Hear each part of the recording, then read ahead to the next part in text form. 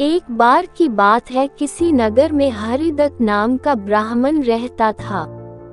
उसके पास खेत थे, लेकिन उनमें ज्यादा पैदावार नहीं होती थी। एक दिन हरिदत्त अपने खेत में एक पेड़ के नीचे सोया हुआ था। जैसे ही हरिदत्त की आंख खुली, उसने देखा कि एक सांप अपना फन फैलाए बैठा हुआ है।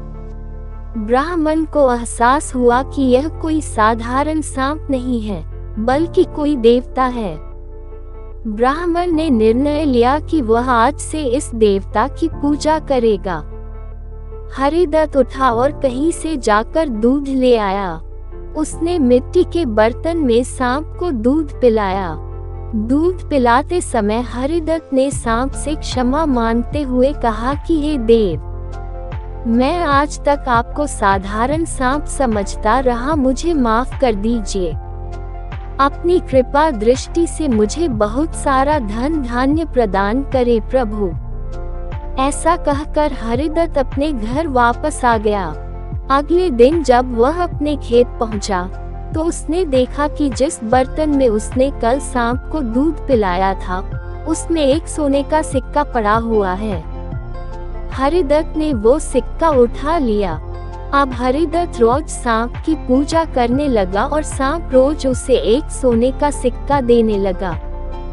कुछ दिन बाद हरिदत्त को दूर किसी देश जाना पड़ा, तो उसने अपने बेटे से कहा कि तुम खेत में जाकर सांप देवता को दूध पिला आना। अपने पिता की आज्ञा से हरिदत्त का बेटा खेत में गया और सांप के बर्तन में दूध रखाया।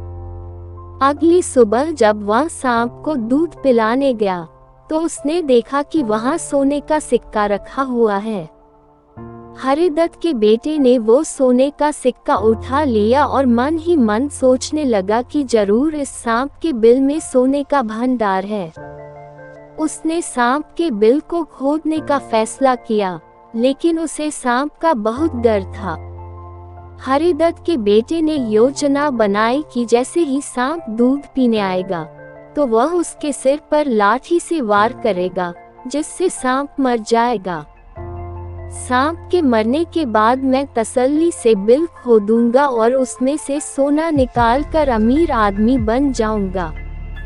लड़के ने अगले दिन ऐसा ही किया, लेकिन जैसे ही उसने सांप के सिर पर लाठी मारी, तो वो मरा नहीं बल्कि गुस्से से भर उठा।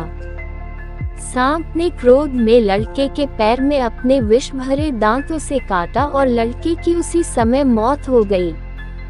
हरिदत्त जब वापस लौटा, तो उसे यह जानकर बहुत दुख हुआ।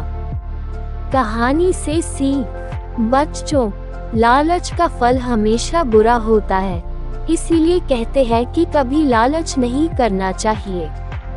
हमारे पास जो भी हमें उसी से संतोष करना चाहिए और हमेशा परिश्रम करते रहना चाहिए।